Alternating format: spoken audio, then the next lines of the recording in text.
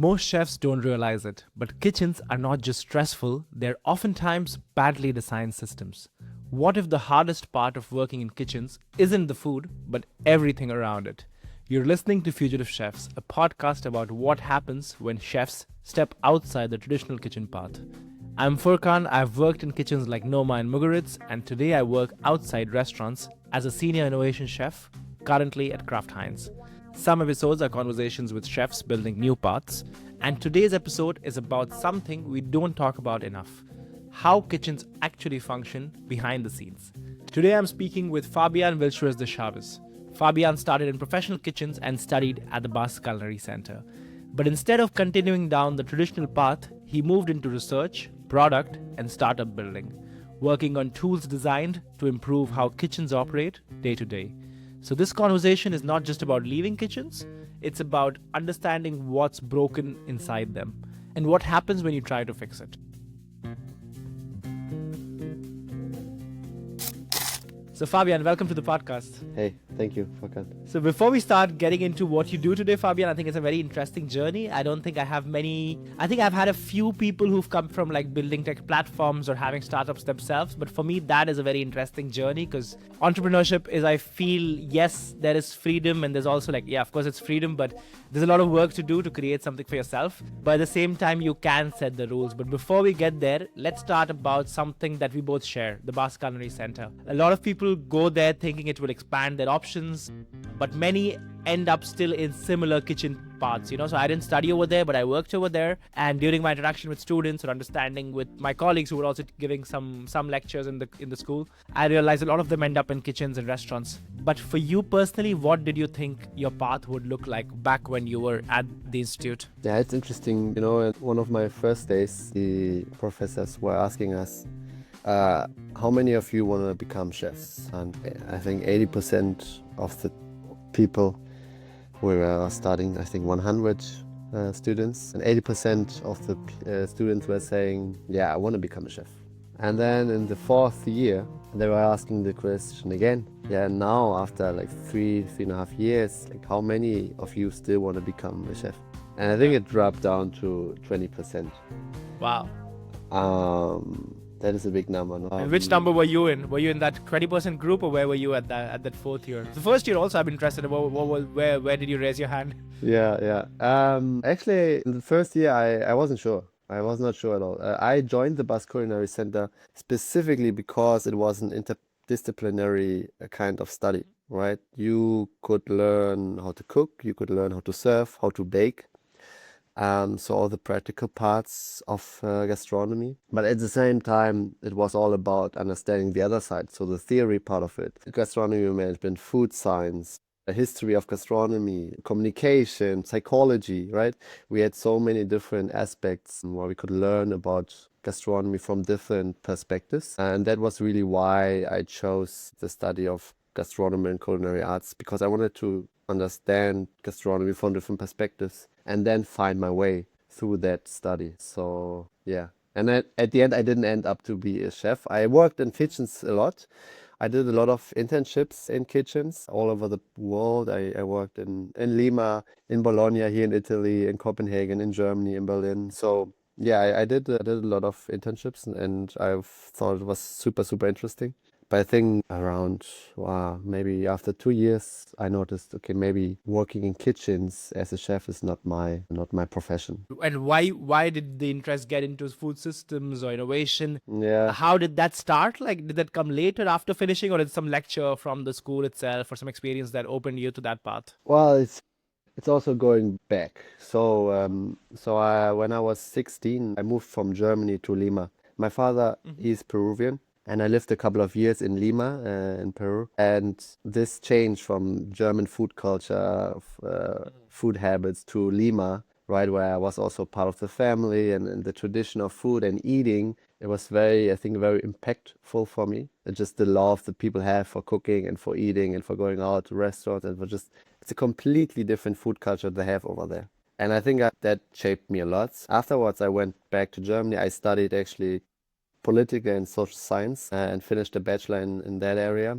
But then I thought I want to do something with food and gastronomy. I didn't know what exactly, but I really wanted to learn more about it. And that is why I joined the Basque Culinary Center, and I quickly learned that I'm more interested into innovation and management of restaurants, hospitality in general, than than practical part of being a chef. And during this time in the kitchen, because Yeah, that is, I think, the plus that you have, right? Because there could be somebody designing, say, a similar product to yours or coming up with technological solutions. Because I think now with the age of AI, especially, skills are, I wouldn't say undervalued, but there are people who can compete more with the ideas of a product more than how skillful they are at building their product, because that part can be replaced.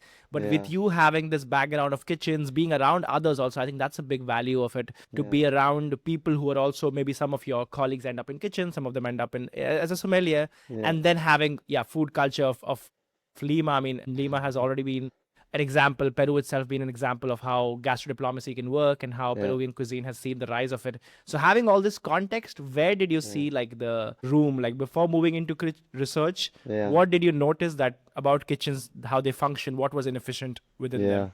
yeah. So I think um, I remember one very, very specific moment, right? I was doing an internship for 3 months in close to Italy in a small city at a one Michelin star restaurant. Lovely place. Very small, like kitchen. We were eight chefs more or less, and but so hard the work. Like on the weekends we had Mm. two shifts, right, in the morning and in the afternoon, and it was so hot, like 40 degrees, and it was just but lovely. I mean, the work environment I've chosen for my kitchens were mostly pretty good. I think I'm lucky on that part, right? So amazing, amazing chefs, amazing team. But we were working like nonstop, nonstop, nonstop. And at one point, I was there in the kitchen having a little break and seeing how then our sous chef Maria, she was sitting on the ground and she was taking notes, right? It was after the service, and she was taking notes and probably thinking about, okay, what do we do for the next day? What do we need to order? What do we need to prepare? What we have, right? And she was just sitting on the ground and seemed so tired. And I was asking myself that I mean, I didn't do all the planning, right? You need to do so much planning in order to run a smooth kitchen. Yeah. But at the same time, you're working all the time. So I was asking myself, how can she now make a precise planning for the next days? And if you don't do it good, you are in the shit again the next days, right? Hmm. You know this. And she was sitting there, and I was like, that's not possible. I don't know how is this even possible? And that was the moment when kind of the idea started in my head, like, how can we improve this? How is it possible to do something new so it's a little bit easier for chefs, for kitchen teams to run operations? And because I thought it was just crazy. Yeah, afterwards I was doing my bachelor's thesis in the Basque Culinary Center about chefs and the development of student chefs. So I studied it from a social science perspective, how student Okay. chefs are developing during their time and what kind of external and internal things are influencing them. So how are their skills developing, but what is influencing their learning? And I did it together with the Copenhagen Hospitality College in Denmark. So, and I did a social science study where I went to 4 different kitchens in Copenhagen, Michelin-starred kitchens, but also Hmm. normal kitchens.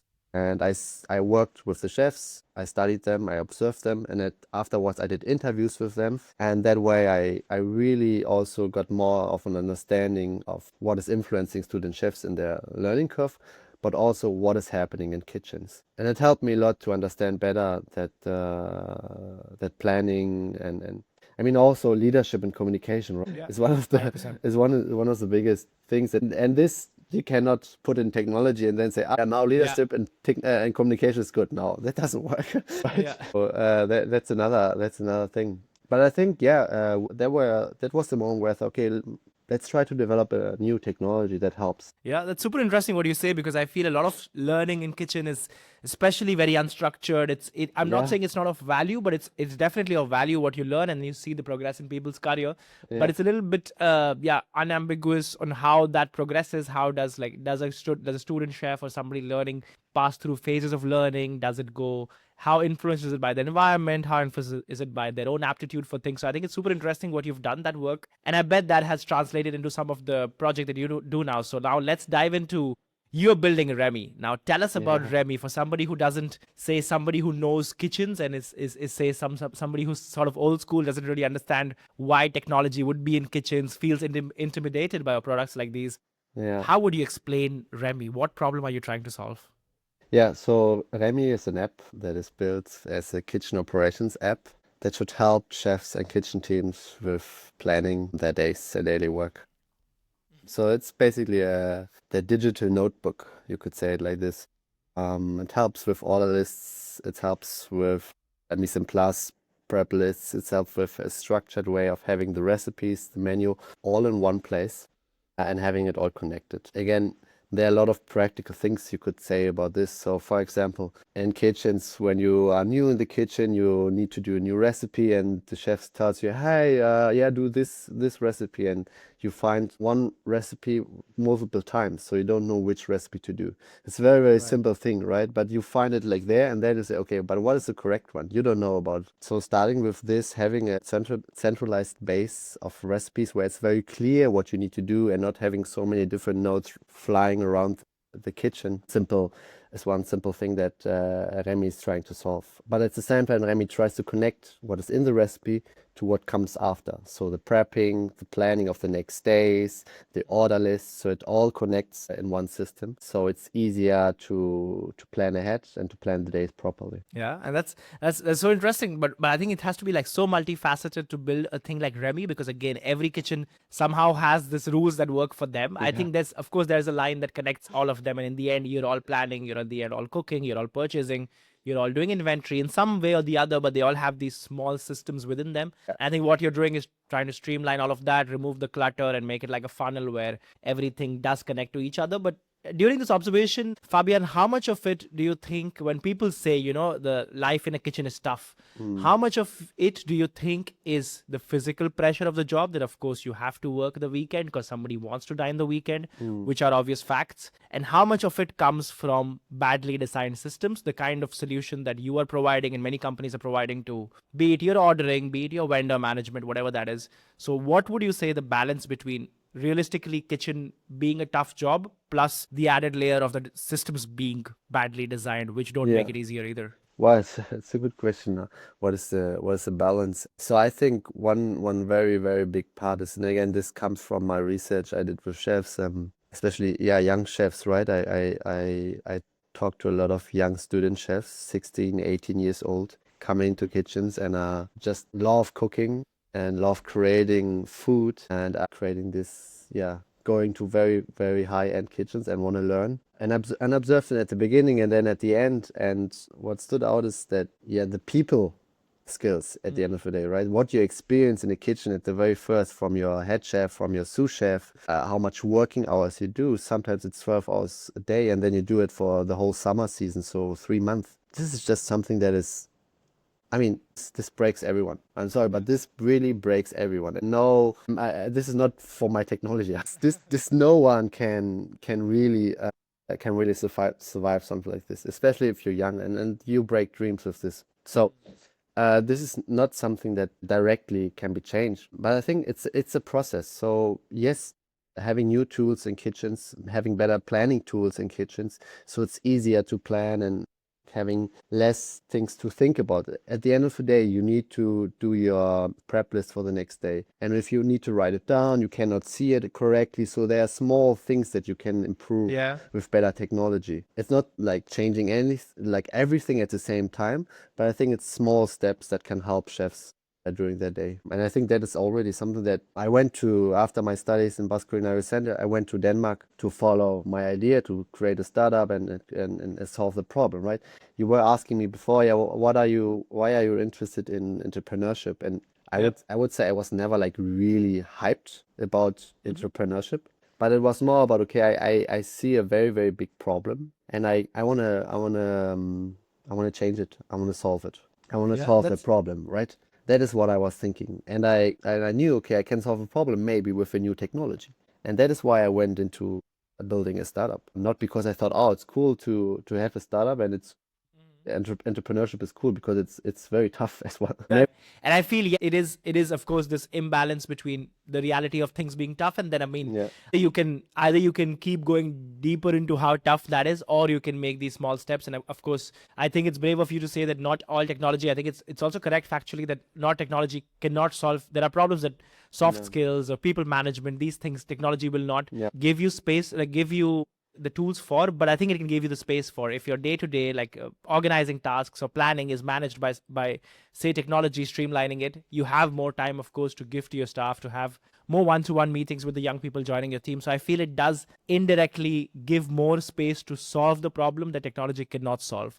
So I feel that's where I feel companies like you come handy, because you are optimizing, making things more efficient, saving time, which indirectly then helps the other way around, you know.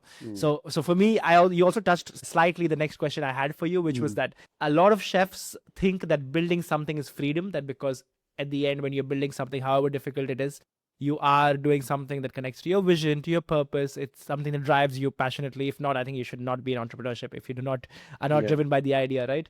But building a startup is a different kind of pressure, I believe, because like, what has been for you harder than you expected? Because there are parts of it that you can foresee that will be difficult, fundraising or building a Yeah. team or whatever that is. Yeah. But what are the things that you expected to be a little easier, but they were harder in real life? Yeah. I think something, yeah, was so I did a study in my master's in Copenhagen, and what the master was technology entrepreneurship, and the whole master was to create a startup, right? So the master was about finding an idea and create a startup, find your team, and bring the solution to the market. That was the setting, and I of course came with my idea for Remy into that study, and I noticed during the study that many people have so many great ideas, and there was a lot of investments and interest in startups that solve very problems in sustainability, problems in health tech, problems in there are special areas where you find a lot of investors and people interested in giving you money for it. And when I was and my team was trying to also make people interested into our solution, try to tell them the problem, the big problem also when you think about like chefs and restaurants, like it's a huge, Yeah. huge market and it's a huge problem, right? It was a bit hard for us to really get this interest. And maybe that has to do with the industry that it's still considered as a entertainment industry kind of restaurants, right, and food and going out, and so that was a bit tough to just also notice at the beginning that is not so much interested in the solution in general when it comes to the investment world and startup world. But yeah, as you said, like building a team is, I think, is everything at the beginning because you cannot do it alone. You need people around you who help you and also have different skills, right? I'm not a coder, a programmer, and this is the core technologies that we are building. We Yeah. are building the software, so I needed to connect and collaborate and work with very highly skilled tech people. Otherwise, it wouldn't go. So finding the people that also that's also in the same area, right? Coders or programmers that are interested in such a solution for kitchens and chefs is not there are not so many. Like most are interested in, I don't know, making the next big AI software Yeah. tool and making money with that, right? And I'm not saying that that's bad or anything, but I'm just saying that's the reality that there are not too many, what I experienced, that are interested. So yeah, that was kind of tough to see at the beginning because I thought, the problem is huge. Like how, like everyone knows about it. You also know about like the working conditions and that the tradition, the working processes in kitchens are so old and it's an industry and it's a profession that has been with us for so many years. When you think about chefs and restaurants and kitchen teams, it's a profession that has been there for so many years and not really a lot of innovations when it comes to working processes have been made. Yeah, it's surprising, and I think it's underestimated and not taken seriously enough, as you said, just because it's a part of the entertainment industry. Yeah. It's been a blue collar job traditionally, so I feel Mm. that is why the seriousness lacks to be able to see that this can be optimized by technology or by building systems rather than just working hard. You know, this is this friction between these two worlds where you don't obviously think technology would be the right fit for it, but from your perspective now, while building this solution, why do you think most kitchens are still operating the way they are? Is it largely because of culture? Is it because lack of tools? Is it because they do not know another way and that nobody is really questioning how things are done? Why do you think people are still operating the way they are? I think different factors. So one, yes, you said it's kind of mentality, which is I think is shifting. It's Okay. I mean not everywhere. But I don't know. When you I talked to David the other day and David, and of course in Latin America you have a very different perspective and very Yeah. different culture, right? Also in kitchen culture than in Europe. When you go in, I don't know, Mm. Zurich or Copenhagen, right? It's a different thing. Yeah. But I think it is shifting that young chefs are wanting to work differently. They want to use newer technologies for their work. They are used to it, right? They use their phone and the computers all day, every day.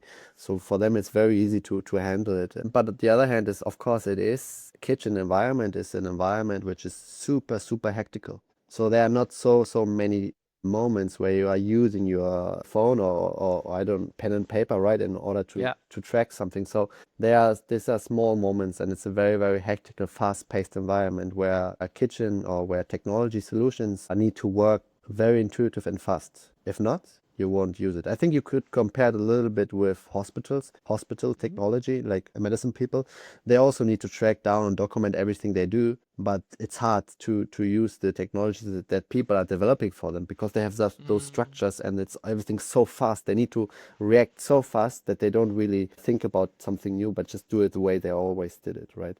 But they need to do it. And I guess it's a bit similar. You can compare parallels here to kitchen environments where it's just also hard to try something new. We are struggling, but we knew this challenge that, okay, when you develop a new technology for this environment for chefs and kitchen teams, that they're even testing it and trying it out, get them to test it and try it out and leave their own system, right? They have a system they use and they don't Of want to course. change it. This first step is what we are now trying to overcome, right? It's the first step. But this is super hard. And every chef we have been working with and testing with, I mean, it is amazing that they do it because I know the struggle as well, and especially also for head chefs. I mean, I have never been a head chef or so, but Yeah. they want to plan everything well. And of course, they know it's not working well, but it's so hard for them to test. When you try to develop another software solution, you have just people sitting on the computer the whole day. And yeah, okay, Mm. it's no problem. Then you can just test something new, right?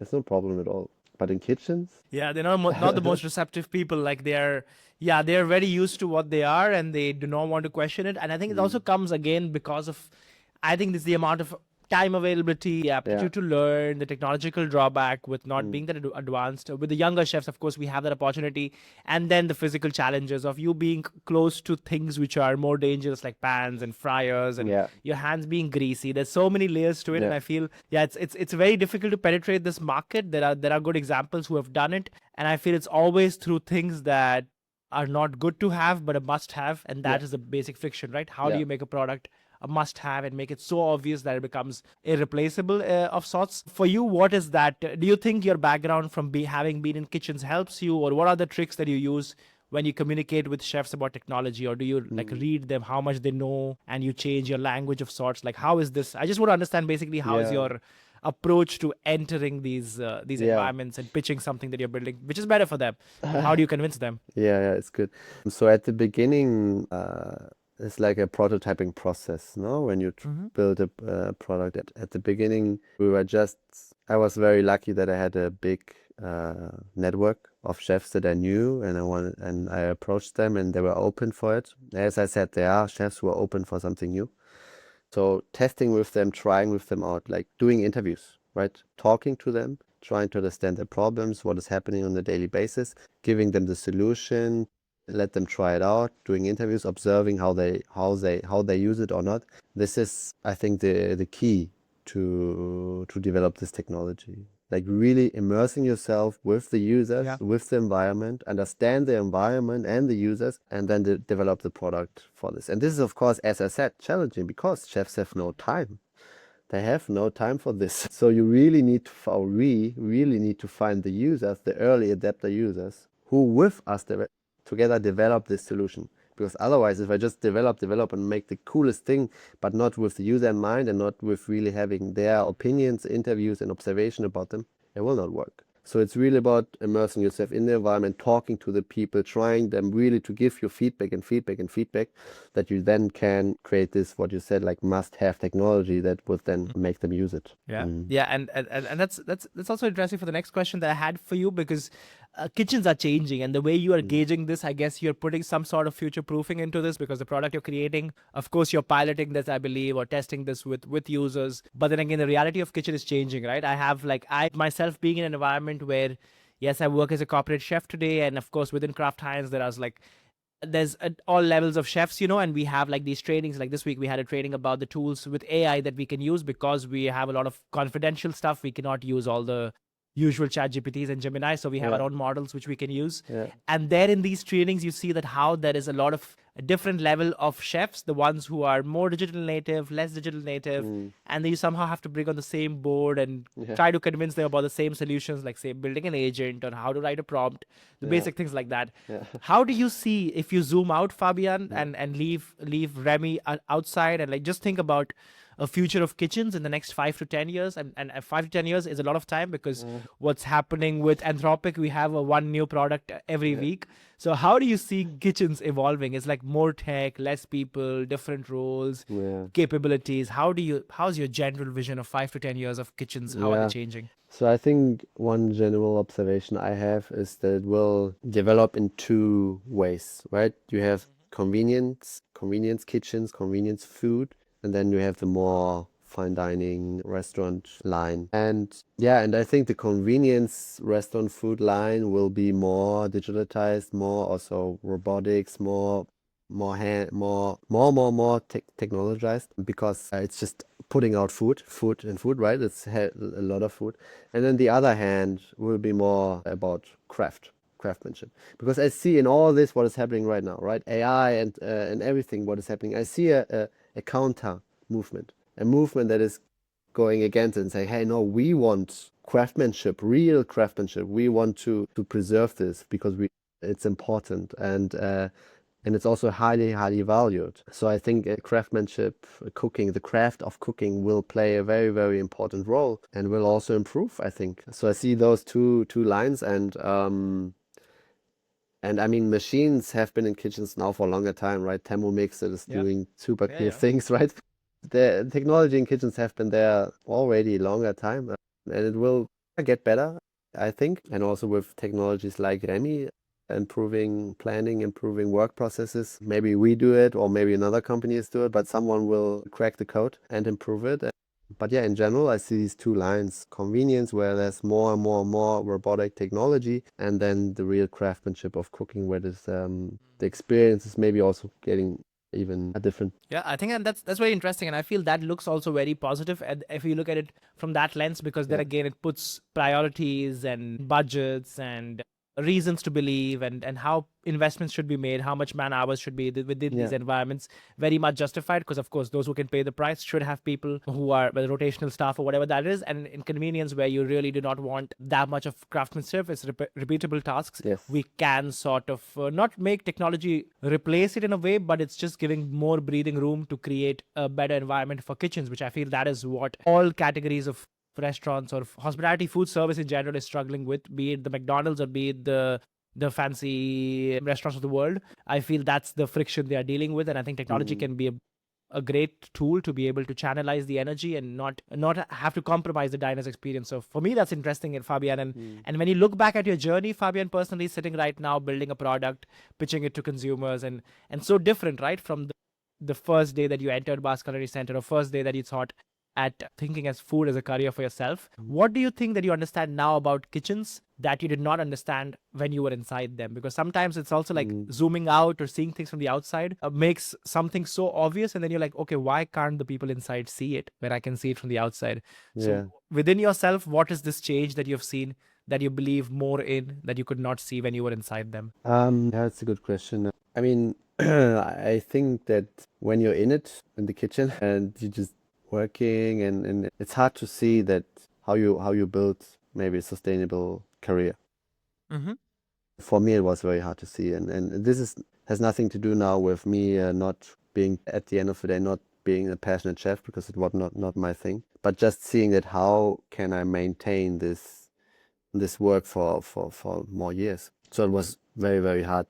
But back then I also thought, yeah, it should be possible. Right? It should be Yeah. possible that you just love craft and you love cooking, and it should be possible that you do it for 20, 30 years. Yeah, I think so. And I also met some chefs who did it for so long. The restaurant in Italy where I worked, there was this one guy, Drago, his name. He worked there for 25 years. Was the same Wow. station, and he was just happy. And so I think it is possible, and we should work for this goal, right? To create environments that are sustainable, so people can just love what they do for a long time. And yeah, not always they do it for so many years, but and you can also change your profession afterwards when you're a chef. Afterwards, you learn so many. I learned so many things in kitchens, so it should not be seen as, yeah, as a, I don't know, it's like, oh no, now I'm in kitchen, and it should be seen as something, okay, something beautiful where you can learn a lot, where you can learn leadership, communication skills. But this is only possible, I think, if the working environments allow it, right? If you have people in your kitchens who are just behind your back all the time and negative, and it's just a psychology terror all the Yeah. time, you will not learn. You will burn. You will not learn. This is for sure. You will not learn. So the environments really can give this power of learning and striving and building a sustainable career path, I think. And this is what I see now from the outside, that we need to work on improving and helping. No, I feel 100%. I feel a lot of time kitchens, I completely agree with you that in kitchens, you see that somehow passion is confused for egoistic behaviors or stepping on other people, or not letting people have the room to be able to be themselves, and being individuals who have an innate skill or innate want, or have to express their own self through their work. I feel kitchens, Mm, not all kitchens, I think there are great examples which mm, have fostered that behavior, and they are the ones I feel who have the staff that stays longer than the average of this industry, and I feel that's where it becomes a little solitary, and which is why we also need environments where maybe outside of work or within work you can have room to be able to speak about it or listen to others who have gone yeah. through it. So for me, that's very interesting, and that's again the purpose of the podcast, also what we are building, like what you described just now. I feel this gap Mm, of the idea of how a job should be and how it is currently. I mm, feel it's something that we speak a lot about in the conversation within Fugitive Chef Circle, which is the community that we're creating. And people feel the friction, but they don't always have the either the tool or the language for it. And somehow we try to make these small groups where people are trying to say do a pop-up by themselves on how can somebody else help them to maybe create the menu or go through the struggles of having to work alone apart from your restaurant. I feel that's where a lot of work is to be done on creating this community environment, where not just within mine, but I think there are a lot of communities happening right now where people mm, feel that maybe within the kitchen, the environment, they don't have the space to be themselves or even express the problems they have, and they should have some place where they can at least breathe and express that, and from there build upon ideas or technologies or working environments or whatever the solution is, like the one that you're sharing over here, right? So before mm. we let you go, Fabian, it's been a really good conversation, but if any Thank you. chef is listening right now and they feel something is off in their kitchen, right? For you, it was the Yeah, gap in how planning can make the whole system fail. yeah. So for them, they have this, they feel that something is off. They know what that something is, but they don't really know what direction to explore. Like, how does one start before they decide, okay, I need to be an entrepreneur, so I want to go for a master or go find a mentor? What Mm, is the first step that somebody could do before going through all those mm. problems? Yeah, I think taking a step back and just leaving a bit of room to try to understand, okay, what is happening right now in my life and how are different things impacting what I'm doing right now. Giving yourself room, it's a general thing, but I don't know. I did also a lot of kind of changes in my life, and but I always followed what I really love to do. And not being scared. If there's something you want to do, don't be scared about it. To, okay, I will fail, or I cannot do this because this is something that other are doing, but I cannot do it. Like this, I think this is something very important that is also in general, like don't be scared of failing or trying something out. It should be really about doing what you think is good for you and you love to do, and not be scared about what others would say. It's more of a general, Yeah, I would say, yeah, yeah. recommendation, but in my perspective, it helped me. And I was yeah, I'm not this outgoing guy, right, but it helped me to learn a lot when I was just doing the things that I love and like, and then stepping out of my comfort zone and not scared about what others think. it helped me to learn a lot. Yeah. No, definitely. I feel it can be intimidating, this journey. I feel having an idea that works, but how do you Yeah, pitch it and how do you get your yeah. best self out? So I think it's a very good advice. I feel it's like, yeah, scaring should not be your thing that stops you first. Maybe Mm, failing or like having those lessons learned, I feel that could be somewhere you can pivot or do the idea again. mm. But being scared, I feel, and not testing and just having this idea, I feel it's an injustice to your own dreams or ideas, right? Yeah, And yeah, thank you so much for this time. I think this conversation, usually the conversations is about what else is outside kitchens, but I feel this one with you, it shifts the focus, because it's not just about surviving kitchens. Like most people can give you advice about how can you survive kitchens and mm, make this last for longer. mm. Yours is more about actually questioning how they're designed and how can you rework, and that's the tool that you come up with, right? So thank you so much for being on the podcast. It's been such a pleasure to have you Yes. on.